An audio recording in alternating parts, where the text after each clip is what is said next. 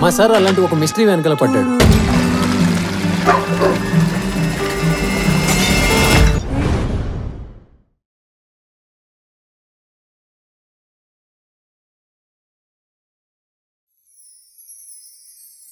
నా ఉచ్ఛ్వాసం కవనం, నా ఉచ్ఛ్వాసం కవనం.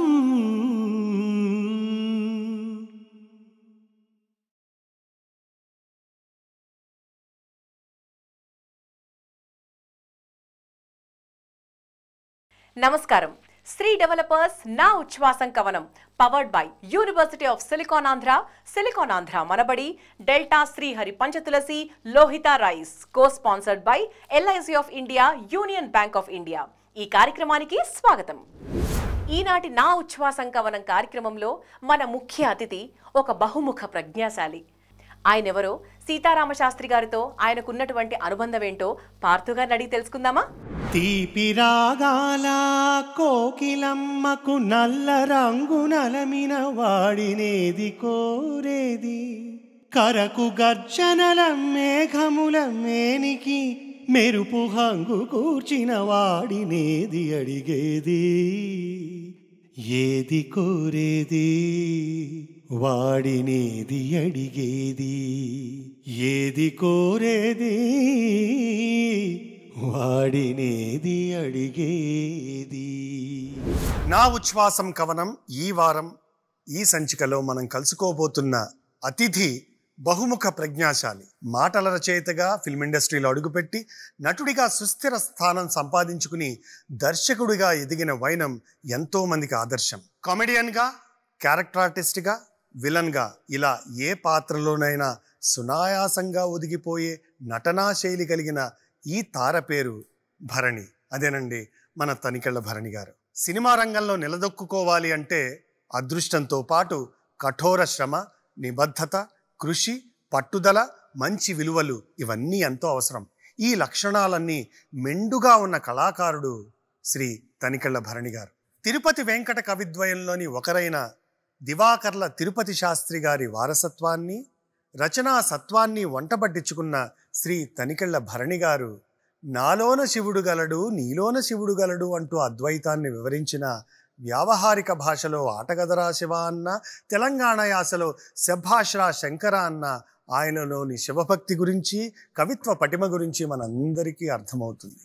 అడపాదడపా గాయకుడిగా కూడా అలరించిన భరణి గారు హిందుస్థానీ సంగీతం పట్ల అవగాహన, అజ్ఞాత వాగ్గేయకారుల గురించి వ్యాసాలు రాసేటువంటి ప్రతిభ ఇవన్నీ పుష్కలంగా కలిగినటువంటి ఒక అరుదైన రచయిత.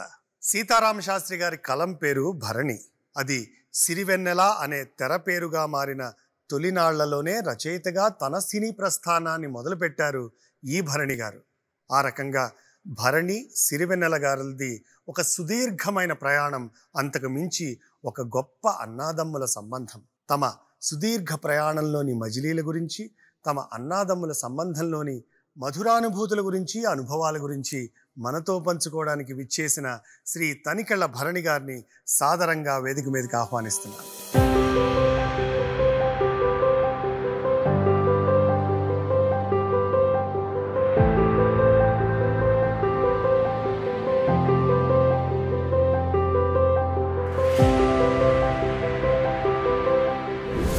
నమస్కారం సార్. ముందుగా నా ఉచ్ఛ్వాసం కవనం అంటూ మీ అన్నగారు, మా బాబాయ్, మన సిరివెన్నెల గారు దాదాపు 3.5 దశాబ్దాలు పాటు సాగించిన ఈ సాహితీ ప్రయాణం గురించి మనందరం కలిసి చేస్తున్న ఈ ట్రిబ్యూట్ ప్రోగ్రామ్ అనొచ్చు దీన్ని. మీరు వచ్చినందుకు చాలా సంతోషం. ఎందుకంటే వారితో మీ అనుబంధం ఎన్ని ఎపిసోడ్లు చేసినా అది ఇంకా మిగిలి ఉంటుందేమో, ససేషన్లా ఉంటుంది. మొట్టమొదటిగా నేను ఇందాక ఇంట్రడక్షన్లో కూడా చెప్పాను, సీతారామ శాస్త్రి గారి కలం పేరు భరణి, మీ అసలు పేరు భరణి.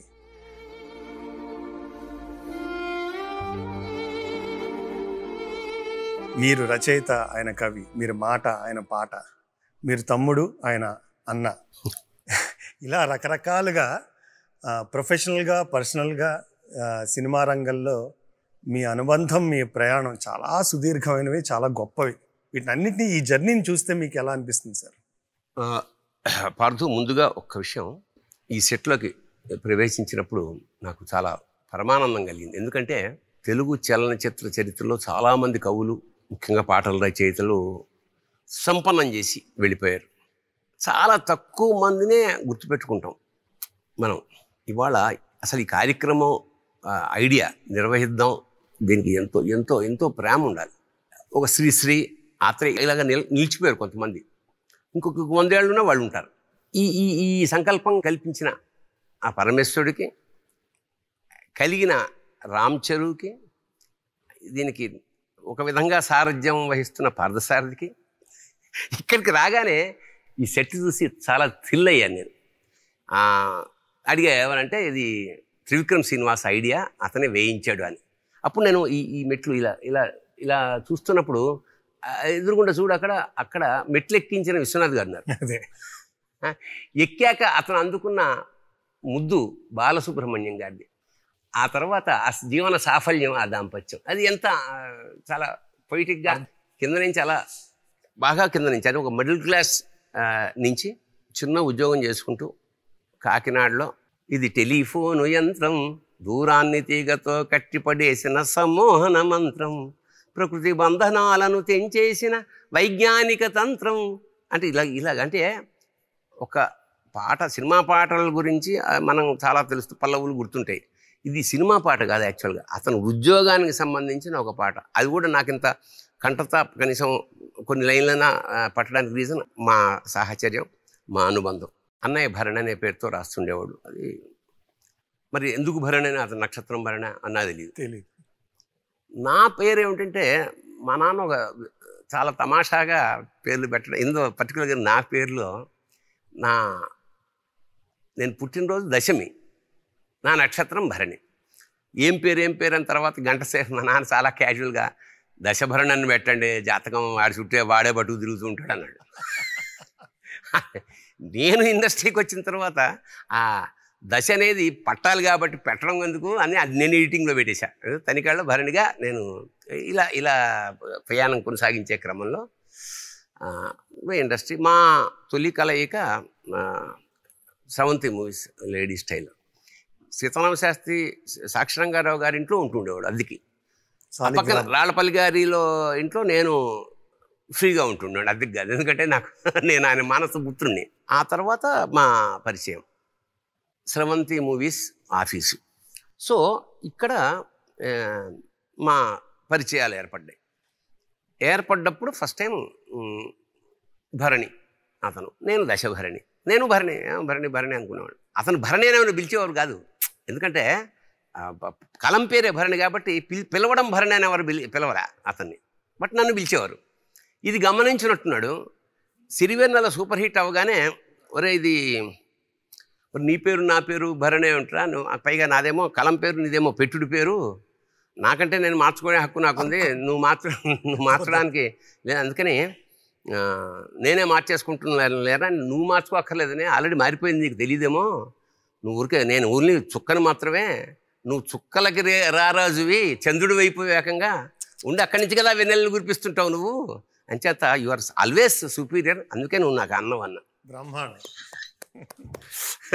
సార్ నాది మీరు ఇందాకలా మీరు చెప్పినట్టు లేడీస్ టైలర్ పరిచయానికి ముందు మీకు కాకినాడలో అక్కడ మీరు నాటకాలు రాసినప్పుడు లేదు, తెలియదు. ఒక సందర్భంలో నాకు మీరు కుక్కరకో నాటకం మీరు కాకినాడలో ప్రదర్శించారు. నాకు నా అనుబంధం కూడా శాస్త్రి గారిది టెలిఫోన్లో పనిచేస్తున్నప్పటి నుంచి. నేను అక్కడ చదువుకున్నాను, వారి దగ్గర చదువుకున్నాను, గంగావతరణం మొట్టమొదటి నేర్చుకున్నాను. నేను కుక్కరకో రచన భరణి గారు అని వేసినప్పుడు కన్ఫ్యూజ్ అయ్యాను యాక్చువల్గా. మా అమ్మ రాశాడేమో అనుకో. ఈ నాటకాలు ఎప్పుడు రాశారు అబ్బా అంటే ఆయన 2 నాటకాలు వేశారు, అది నానా పులి అని, అలాంటివి కొన్ని. నేను కూడా సన్మానోపనిషత్ అని అందులో నేను కూడా నటించడం జరిగింది. కానీ కుక్కరకో నాకు తెలియదే ఇది ఎప్పుడు వేశారని, అప్పుడు తర్వాత తెలిసింది ఇంకో భరణి గారు అని చెప్పి. అయితే మీకు ఇది స్రవంతి మూవీసే మా పుట్టిల్లు. మేము తమాషాగా ఏమిటంటే నేను ఎర్లీ బర్డ్ని, నేను పగలు ఉదయించాం, అతను రాత్రి ఉదయిస్తాడు సిరివెన్నెల. పగలల్లా మేము అక్కడ ఆఫీస్లో కూర్చునేవాళ్ళం. ఆఫీస్లో కూర్చున్నప్పుడు ఇంకా అతను రాత్రి జీవనం నేను ఎర్లీ బర్డ్ని కాబట్టి 10ంటికి నేను ఇంటికి వెళ్ళిపోయాను, పడుకునేవాడిని. ఇక అతను అలా కంటిన్యూ చేసి 12, 1 గంట, 2, 3 పొద్దున వచ్చేవాడు. ఇట్లాగా దాదాపు లేడీస్ టైలర్, సినిమా పాట, ప్రసవం, పుట్టుక, బారసాల, అంటే ఒక కవికి ఎంత తపన ఉంటుంది అవన్నీ నేను దగ్గరుండి ముఖ్యంగా లేడీ స్టైల్ ఆ 7th మూవీస్ ఆఫీసు దాదాపు 1.5 years to 2 years ఒక్క దగ్గర నాకు తమాషా ఎక్కడ పుట్టుమచ్చ పాట ఉందే దానికి అప్పట్లో ఇది క్యాసెట్లు రికార్డ్ చేసి విని మనకి యాక్చువల్గా సినిమా అంటేనే రిపిటేషన్ చూసేవాళ్ళకి ఫస్ట్ ఎన్నిసార్లు చేస్తున్నారేమిటి అనిపిస్తుంది. అలాంటి మాకు ఈ పాట అనేటప్పటికి విని దానికి పైగా ఇప్పుడు అది ఇంకా ఒక దశకి విసుగుకి పరాకాష్ట వచ్చేసింది. అన్నయ్యకి అన్నీ చాలా చాలా ఈజీగా రాశాడు కానీ దీనికి అన్ని హస్వాలు అలా రావాలి అన్నాడు నాతోటి. ఒరే 2 ల్యారింగ్స్ ఇచ్చాడు కదా అని ఇవి పడితే అవి అనేస్తే ఎలా చావనరా నేను అన్నాడు. అంటే నాన్న ఈజీ మార్గం ఒకటి చెప్తా అన్నయ్య, నువ్వు నన్ను తిట్టకూడదు చెప్పన్నాడు. ABCDEFGHIJKLMNOP ఇలా మొదలెట్టంటే వేద్దావా తిట్టే వితిన్ 1 week ఒక పరమాద్భుతమైన ఎక్కడ దాక్కున్నావే లక్కును తెచ్చే చుక్క ఎక్కువ చిక్కులు పెట్టక చిక్కవి చప్పున చక్కగా టక్కున టిక్కర పిట్ట నిన్ను పట్టేదెట్ట మచ్చున్న భామ కనులకు కనరావా ఉన్నాను రావా నలు చెరగుల తిరుగదు మరి ఎక్కడ దాక్కున్నావే లక్కును తెచ్చే చుక్క ఎక్కువ చిక్కులు పెట్టక చిక్కవి చప్పున చక్కగా టక్కున టక్కరి పెట్ట నిన్ను పట్టేదెట్ట. అందులోని శాస్త్రి గారికి అప్పటి వరకు సిరివెన్నెలలో విశ్వనాథ్ గారు ఒక పక్కనిచ్చిన స్వాతంత్ర్యం, బేసిక్గా విశ్వనాథ్ గారిని రాసిన తర్వాత ట్యూన్ చేయడం, అక్కడ ఏమి రెస్ట్రిక్షన్ లేదు. ఇక్కడేమో పక్కగా ఇళయరాజా గారు ట్యూన్ ఇస్తారు, దత్తర దత్తర దత్తర దత్తర దత్తర దత్తర దత్తర దత్తర దత్తర దత్తర దత్తర దత్తర అన్నీ ఎంత, పైగా అందులో కథ చెప్పాలి. ఇలాంటి పాటలు రాయడానికి ఒక బ్యాక్డ్రాప్ అవసరం. ఎలాంటి బ్యాక్డ్రాప్ అంటే కొంచెం ప్రబంధాలు, కొంచెం సాహిత్యం, కొంచెం పురాణాలు, వీటితో పరిచయాలు బాగా ఉండి పూర్వ కవులు ఎలాగా ప్రయోగాలు చేశారు దాని బేస్. ఉదాహరణకి అడిగేదనని కడువడి జనుని అడిగిన తన మగడ నుడుగడని ఎడనుడుగని వెడ సిడిముడి తాడబాడ అడుగిడదు జన్మ ఎక్కడ దాకున్నా ఇలా అంటే అంతటి బేస్ ఉంటే తప్ప ఇంతటి అద్భుతమైన పాట పుట్టదు. మొత్తం కథంతా ఈ పాటలో చెప్పేసాడు. ఆకారం చూస్తే సరిపోదంట ఒకటే గుర్తు తెలిసేదట, ఆకారం చూస్తే సరిపోదంట ఒకటే గుర్తు తెలిసేదట, ఈ మందలో ఏ సుందరో తీయాలిలే కూపి, ఈ మందలో ఏ సుందరో తీయాలి కూపి, గుట్టుమట్టు చేసి పుట్టు మచ్చను చూసి కక్కును పట్టేయాలి నక్కను తొక్కేయాలి, పొరబడి పరులకు దొరకక ఎక్కడ దాక్కున్నావే లక్కును తెచ్చే చుక్క ఎక్కువ చిక్కులు పెట్టక చిక్కవే చప్పున చక్క టక్కున పక్కన బిడ్డ నిన్ను పట్టేదట.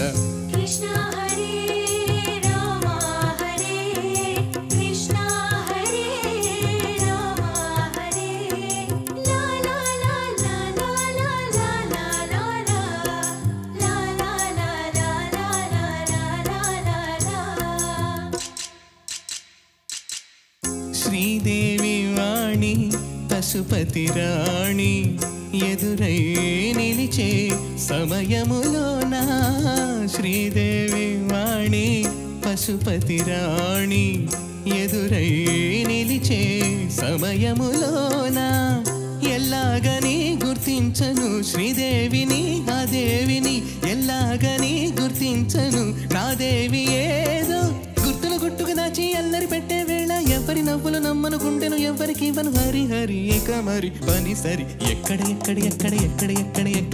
దాక్కున్నావే లక్కును తెచ్చే చుక్క ఎక్కువ చిక్కులు పెట్టక చిక్కవి చప్పున చక్కగా టక్కరి పిట్ట నిన్ను పట్టేదట, మచ్చున్న భామా కనులకు కనరావా ఉన్నాను రావా నలు చెరగుల తిరుగదు మరి. పైగా ఇంకొక విశేషం ఏంటంటే అదే సినిమా అంత హిట్ పాటలు, అన్ని పాటలు హిట్, సింగిల్ కార్డు కదా అన్ని పాటలు హిట్. వంశీ గారికి అది ఒక ప్రత్యేకత ఉండేది ఏమిటంటే పాటలు బాగా చేయించుకుంటాడు అంటే చేయించుకోవడం అంటే దగ్గర ఉండి రాయించుకోరు కానీ ఏమిటంటే దర్శకుడు చూపించే శ్రద్ధ, ఇచ్చే టైము, చూపించే అభిమానం వల్ల ఏ ఆర్టిస్ట్ అయినా, మ్యూజిషియన్ అయినా, రైటర్ అయినా, ఫర్ దట్ మ్యాటర్ యాక్టర్ అయినా, మేమైనా సరే ఈ పాత్ర నేను కలగని తయారు చేశానయ్యా, అందుకని నువ్వు కావాలంటే ఎంత టైం అనేది తీసుకో, దీని మీద హోంవర్క్ చేయి అన్నప్పుడు మనం పొందే ఆనందం, వచ్చే ప్రోడక్ట్ యొక్క ఫలితం అది డిఫరెంట్గా ఉంటుంది. అలాగా మిగతా కవులు 10 పాటలు ఆ టైంలో రాస్తే అతను ఒకటే పాట రాస్తాడు. ఎందుకంటే ప్రతి పదాన్ని పట్టుకుని అతను ప్రతి పదాన్ని పాటని ఒక వజ్రంలా చెక్కడ.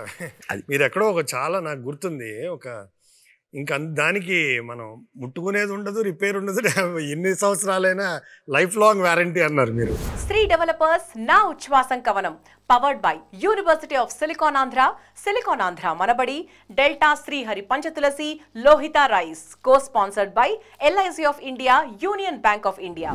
మీరు ఇందాకలా అన్నట్టుగా తెలుగు చిత్రసీమని తమ ప్రతిభతోటి సుసంపన్నం చేసిన గొప్ప గొప్ప రచయితలు పింగళి వారు, మల్లాది వారు నుంచి వేటూరి గారి వరకు. అయితే ఇన్ని దశాబ్దాల పాటు ఒక రచయిత తనదైన ముద్రతో తను కట్టుబడిన తను విధించుకున్న నిబంధనలతో కొనసాగడాన్ని మీరు ఒక రచయితగా ఎలా చూస్తారు సార్? ఫస్ట్ ప్రతిభ, అపార పద సంపద. అంటే మనకు బ్యాంకులో డబ్బు ఉండాలంటే అందులో మనం వెయ్యాలి కదా, ఎవడో వేడిగా మన కోసం. సో మనమే వెయ్యాలంటే ఎన్నో కావ్యాలు చదవాలి కాదు, జీర్ణించుకోవాలి. అంత పద సంపద వెనకాలని, ప్లస్ ఒక నిబద్ధత ఉంది, నిజాయితీ ఉంది. ద్వంద్వార్థాలే పరమావధి లేదా ఈజీ రాసే రోజుల్లో శృంగారం వరకు మాత్రం అయితే నేను రాస్తాను, వీటి జోళ్ళకి వెళ్ళను అంటూ ప్రయాణం చాలా నిబద్ధత. అంటే నాకు తెలిసి అతను సంపాదన అతనికి బై ప్రోడక్ట్, అది పెద్ద దాని మీద పాటలు రాస్తే వస్తుందేమో అతనికి. అంత జనరల్గా లెక్కలు తెలియని వాళ్ళకే ఇలాంటి లిటరేచరు, ఇలాంటి సాహిత్యం ఇవన్నీ. నాకు పెద్ద లెక్కల్లో నేను ఆయనకి సాక్షాత్ తమ్ముడు నేను. అంచేత ఆ లెక్కలు వేసుకోకపోవడం, తనకు ఒక పద్ధతి ఉండడం, పైగా ఇంకోటి ఏంటంటే వారు గొప్ప వీరు గొప్ప అనేది ఉండదు. ఎందుకు ఉండదంటే ఒక పూల గుత్తి అనుకో, అందులో మందారం ఉండాలి, మల్లి ఉండాలి, సన్నజాజి ఉండాలి, సంపెంగ ఉండాలి. అంచేత ఎవరి ఫ్లేవర్ వాళ్ళదే. పింగళిని ఎవడు రీప్లేస్ చేయలేడు, వేటూరిని ఎవడు రీప్లేస్ చేయడు. కాకపోతే ఏంటంటే తనదైన ఒక ముద్ర. సీతారామ శాస్త్రి అంటే ఒక పాటకి, తెలుగు సినిమా పాటకి ఒక ISI, ఒక స్టాండర్డ్. సీతారామ శాస్త్రి ఆషామాషి పాటలు రాయడు అంటే కంపారిజన్ కాదు. కానీ చాలామంది వేరే రచయితలు అలవోకగా నెట్టేద్దాం అని కొంతమంది రాసిన వాళ్ళు ఉండొచ్చేమో. కానీ సీతారామ శాస్త్రి మాత్రం ఎంత చిన్న సంస్థ అయినా, ఎంత చిన్న దర్శకుడైనా తనకి ఇచ్చిన ఆ పాటలు మాత్రం అంతే పెద్ద చిన్న లేకుండా తన ప్రసవ వేదన మాత్రం మస్ట్ పడేవాడు.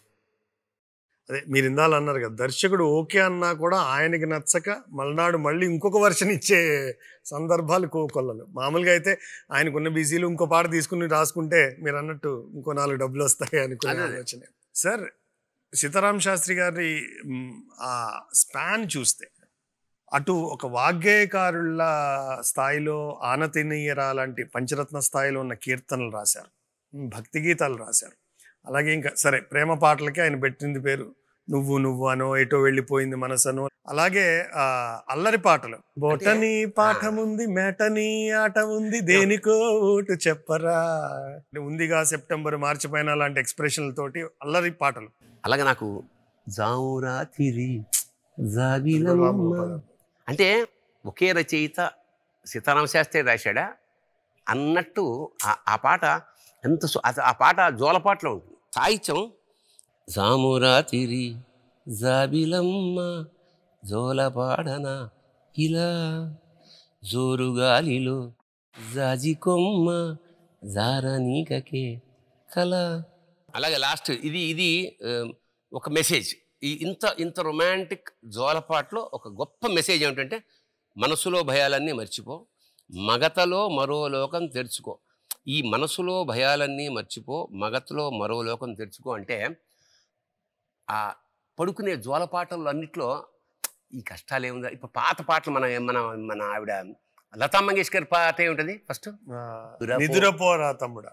అలాగే మన మూగ మనసులో పాట ఉంది. పాడుతా తీయగాలో కునుకు పడితే మనసు కాస్త కుదుట పడతది, కుదుట పడ్డ మనసు తీపి కలలు కంటది. ఆ 2 లైన్లు. అవునగా, అదే భావం ఇంకోలాగా ఒక కవి ఇంకోటి చెప్తే, మనసులో భయాలన్నీ మర్చిపో, మగతలో మరో లోకం తెరుచుకో, కలలో ఉషాతీరం వెతుకుతూ.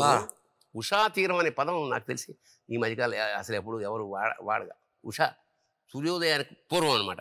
నిధులలో నిషారాణి నడిచిపో. ఇక్కడ చెప్తున్నాడు, చిటికెలోన చెక్కబడ్డ కటిక చీకటి. టకార ప్రయోగం చూడు ఎంత అందంగా ఉందా. అంటే సాయంత్రం అవుతోంది, రాత్రి అవుతుంది కదా, తప్పన అంటే అవకాశం ఉన్న ప్రతి చోట ఒక హోప్, ఒక మెసేజ్. ఇది జోల. ఆ అమ్మాయి భయం పోగొట్టాలి. అందులో కవి ఈ లాస్ట్ లైన్ తోటి కరిగిపోక తప్పదు, లేస్తాం నెక్స్ట్, ఒక గొప్ప హోపు, ఒక వెలుగుతున్న కాగడా లాంటి వాడు సీతారామ శాస్త్రి. అద్భుతం, అద్భుతం సార్. అందుకనే మన రాముకి విపరీతమైన ఇష్టం. రాము అంటే మన రామ్ గోపాల్ వర్మకి సంబంధం లేని ఒక జానర్లోకి వెళ్ళిపోవడం అనమాట. అది అపార ప్రతిభావంతులకి తప్ప కవయ నిరంకుశ అంటారు కదా, అతను చాలా ప్రయోగశీలి కూడా. కొత్త కొత్త పదాలు సృష్టించడం. ఒకసారి సీతారామ శాస్త్రి గారితో పాటలు రాయించిన దర్శకుడు సీతారామ శాస్త్రి దొరక్కపోతే తప్ప వేరే వాళ్ళ దగ్గరికి వెళ్ళేవాడు కాదు. అయితే సార్, ఇప్పుడు లోతైన భావాలతో కూడిన సిరివెన్నెల పాటల దగ్గర నుంచి ఇవాళ సీతారామం పాటల వరకు, C2C వరకు 3.5 దశాబ్దాల్లో ఆయన కొన్ని వేల పాటలు రాస్తే, ఇంకొకటి ఏంటంటే ఈ 3.5 దశాబ్దాల్లో చిత్ర పరిశ్రమ చాలా రకాలుగా మార్పు చెందింది కూడా. అంటే అంతకుముందు మార్పు ఒక పేస్లో జరిగితే ఇక్కడ చాలా క్విక్గా మారింది. ప్రతి 10 ఏళ్లకి సమాజంలో మార్పు వస్తూ ఉంటుంది. అంటే ఆడియన్స్ వినే పరిస్థితుల్లో మార్పు వస్తుంది, వాళ్ళ టేస్ట్లో మార్పు వస్తుంది. వీటన్నింటినీ కళాకారుడు తట్టుకుంటూ వాళ్ళ ప్రతిభకి ఎప్పటికప్పుడు అప్డేట్ చేసుకుంటూనే. ఇది మీకు కూడా ఎదురయ్యే అనుభవమే. ప్రతిరోజు కొత్తతనం కోరుకునే ఈ సినిమా రంగంలో మీకు అన్నదమ్ములిద్దరికి ఎలా సాధ్యపడుతుంది అంటారు? నా సంగతి పక్కన పెడితే, మా అన్నయ్య ఎందుకు ఇలాగా అప్డేట్ అయ్యాడంటే, అన్నయ్య ఆల్రెడీ 30 ఏళ్ల ముందుకే రాయాల్సిన ముందే రాసాడు. నిత్య నూతనత్వం అట్లాగే సాధ్యమవుతుంది. ఏ పాట చూసినా ఆ కిక్కు, ఆ సాహిత్యపు డెప్త్ సర్ఫేషియల్గా వెళ్ళే కవులు చాలామంది ఉన్నారు. అప్పటికే ఆ పాట చూస్తున్నప్పుడు వింటున్నప్పుడు చాలు, రిపీటెడ్గా వింటున్నప్పుడల్లా కొత్త అర్థాలు స్ఫురించాలంటే అది మన వేటూరికి సీతారామ శాస్త్రి ఇద్దరికీ చెల్లి. అసలు వాళ్ళిద్దరికీ చెల్లి. అంటే చాలాసార్లు ఏమో జరుగుతుందంటే, దర్శకుడు తీసుకుని నా పదం నాకు నచ్చలేదు సార్ అంటే, ఎందుకు నచ్చలేదు అనేవాడు. నాకు అర్థం కాలేదు. నీకు అర్థం కాకపోతే ప్రజలు అంటే ఆత్రేయ గారు వస్తాను, నీకన్నా ప్రజలు చాలా తెలివైన వాళ్ళే, వాళ్ళకి అర్థం అవుతుంది అని. అలాగే అంటే నీకు అర్థం కాకపోవడం మెటర్ కదా, నాకే అర్థం కానప్పుడు ప్రజలకు ఎలా అర్థం అవుతుంది అని వాడి వాదన. అదే ధోరణిలో ఉంటారు కదా. ఒక డైరెక్టర్ ఉన్నాడు, మేమిద్దరం ఒకటే రూమ్లో ఉన్నాం. సరే అన్నయ్య పాట రాసుకుంటున్నాడు, అగరు పొగలు వెలుగుతున్నాయి. సరే నేను బయటికి వెళ్ళాను, రాశాడు అంతా అయిపోయింది. కూర్చోబెట్ట రే వినరా అన్నాడు. ఒక సూట్ కేసు ఉండేది చిన్న సైజుది, ఆ సూట్ కేసు మీద దొరువేస్తూ పాడేవాడు. రాగయుక్తంగానే పాడతాడు కదా, మరి చాలా స్వయంగా తను కొన్ని పాటలు పాడాడు కదా. నేను చాలా పరమాద్భుతంగా ఉంది అన్నయ్య అని. అదేరా మరి వాడేమంటాడు అని దర్శకుడు యంగ్ ఫెలో వచ్చాడు, పాట విన్నాడు. వినేసి ఇంత పొడుగ్గా ఉంది ఏంటి సార్ అని వెళ్ళిపోయాడు. అంతే. ఇంకా ఆ రోజు నేను సీతారామ శాస్త్రి యొక్క కోపాన్ని, అంటే అసహనాన్ని, కోపం అంటే ఏం చేస్తాం మన కవులకి కోపం, చాలా చాలా బాధపడ్డాడు. అరే అది బాగుందో లేదో, ఇక్కడ తగ్గించాలా, ఇక్కడ పెట్టాలా, ఈ పదం కొత్తగా ఉంది, లేదా అది అసలు నాకు అర్థం ఇట్లా ఏదో నాన్న పురుగ్గా ఉండేట్లా నాన్ సెన్స్ అని చెప్పి చాలా బాధపడ్డాడు. అఫ్కోర్స్ తర్వాత అదే పాట ఆ సినిమాలో ఉంది పూర్తిగా. అంటే చాలాసార్లు ఏమో జరుగుతుందంటే, మనకు బయటికి సముద్రంలో ఏరుకొచ్చిన ముత్యాలే తెలుస్తాయి, వెనకాల ఎన్ని నత్తగులలు ఉన్నాయో, ఎంత చెత్త ఉందో, ఎంత హింస ఉందో, ఎన్ని కన్నీళ్ళు ఉన్నాయో, ఇది ఎవరికి తెలియదు. అది ఫర్ దట్ మ్యాటర్ ఏ రచయితకైనా ఉంటుంది. కాకపోతే పట్టు విడుపు ఉండే రచయితల దగ్గర ఓ 2 సార్లు చూసి సరే నీకేం కావాలి చెప్పు, ఇంతంత నసా అని రాసేస్తాడు. ఇతను అలా కాదు కదా. వచ్చిన బాధ ఏమిటంటే నిన్ను మెప్పించాలి, తనకు నచ్చాలి. ఇది జరిగే పనేనా? బా ఇలా అది ఇప్పుడు ఎందుకు ఇన్నేళ్ళు ఉన్నాడంటే ఎందుకున్నాడు. నచ్చలేదు, వద్దు నాకు పాట, నాకు నచ్చాలి, నేను మిమ్మల్ని మెప్పించాలి. ఇది ఛాలెంజ్. అలా ప్రతి పాటని ఛాలెంజ్గా తీసుకున్న దాన్ని ఏమంటాం, దిశనాహంకార గంభీర సంభార బ్రాహ్మీమయ మూర్తి విశ్వనాథ్ గారు.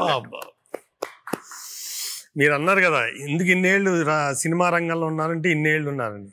అలా లేకపోతే ఇంకొన్నేళ్ళు మనతో పాటు ఉండేవారేమో. అంటే ఇన్ని రాత్రులు తన ఆరోగ్యాన్ని కూడా లెక్క చేయకుండా ఆ పాట అనే బిడ్డకి ప్రాణం పోయడానికి ఎన్ని సుఖాలని, ఎన్ని జీవితాలను ఎంత త్యాగం చేశారు. మైకెలాంజెలో ప్రపంచ ప్రఖ్యాత శిల్పి. ప్రతి శిల్పం కావ్యం. ఇంకా ప్రతి శిల్పం గురించి మనం ఒక వాల్యూమ్, ఒక సినిమా తీయచ్చు, అంత బాగుంటాయి పెయింటింగ్స్ అయినా. ఎవరు అడిగారన్నమాట, ఎట్లా సార్ ఇది, ఎట్లాగా ఇంత అద్భుతంగా ప్రతి శిల్పం ఇంత అద్భుతంగా ఎట్లా చెప్తారు మీరు అన్నట్టు. ఒరే నా అంత కష్టపడితే ఎవడైనా మైకెలాంజెలో కావచ్చు అన్నాడు. Simple answer. అంటే నేను ఒక్కొక్క శిల్పం చెక్కడానికి, ఒక్కొక్క పెయింటింగ్ వేయడానికి, పెయింటింగ్ అంటే మామూలు పెయింటింగ్స్ కాదు అతను వేసింది. ఇలా చర్చిల మీద ఇలా పడుకుని, రోమ్లో ఇలా పడుకుని వేస్తారు చర్చ్ గోడల మీద. సీతారామ శాస్త్రి కూడా అలా వాళ్ళు పడుకున్నాడు, ఈయన మేలుకున్నాడు, అంతే తేడా. సినిమా పాటల సెక్షన్ అయిపోయిన తర్వాత మేము సాహితీ చర్చలు ఉండేవి మాకు. ఉన్నప్పుడు నాకు కూడా బుద్ధి ఉండలేదు. ఇప్పుడు నేను 10 గంటలకు పడుకోవాల్సిన 11, 12, 10, ఎందుకంటే ఆ ప్రవాహం అలా వస్తుంటే ఆ వింటూ ఉండడం, అదేంటా ఈ పదం భలే వేసామన్నాయి పదం అంటుంటే నాకు ఈ ఆనందం, ఈ కుతి ఆరక నేను ఫోన్ చేస్తుండేవాడిని మా ఫ్రెండ్స్కి ఇక్కడ అర్ధరాత్రి. నాకు తెలియదు అది. ఈ ప్రవాహంలో మన లాస్ వెగాస్లో చూద్దామన్నట్టే తెలియదు మన టైం. ఫ్రెండింటికి ఫోన్ చేస్తే అక్కడ బద్ధకంగా అలా ఎవరు అంటే సీతారామ శాస్త్రి ఇప్పుడు కొత్త పాట రాశాడు మా అన్నయ్య, ఒకసారి విను అంటే అన్నయ్య వినిపించు అంటే డెంకడగర వినిపించే. చాలా బాగుంది. ఇప్పుడు టైం ఎంత అయిందో తెలుసా, 2:30. అమ్మ 2:30 అయిందా, సారీరా, నేను అయితే పొద్దున మళ్ళీ లేపుతాను 4ంటికి అంటే ఇది ఇట్లాగా మేము కొన్ని ఏళ్ళు గడిపాం సీతారామ శాస్త్రి రాత్రిపూట. అంటే ఒక యజ్ఞం జరుగుతుండేది, అక్షర యజ్ఞం. ఎందుకంటే సీతారామ శాస్త్రి సినిమా పాటలు అనడానికి లేదు, సీతారామ సాహిత్యం. కాలాంతకుడు ఇతను. అన్నమయ్య రాసిన పాటలో ఉంటుంది కదా, తెల్లవారదేమో స్వామి నీ తలపుల మునుకలో అలసిన దేవేరి అలమేలు మంగకో తెల్లవారదేమో స్వామి.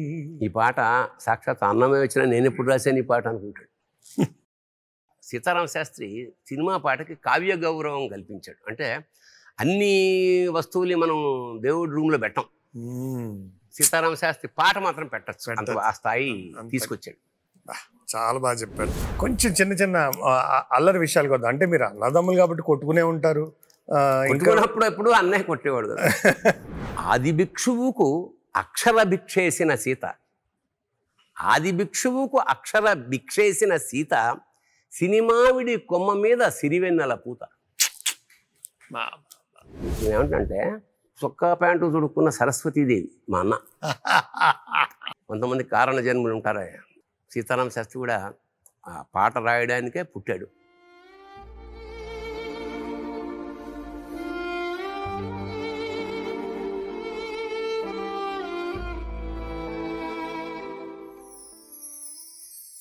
నా ఉచ్ఛ్వాసం కవనం, నా ఉచ్ఛ్వాసం కవనం,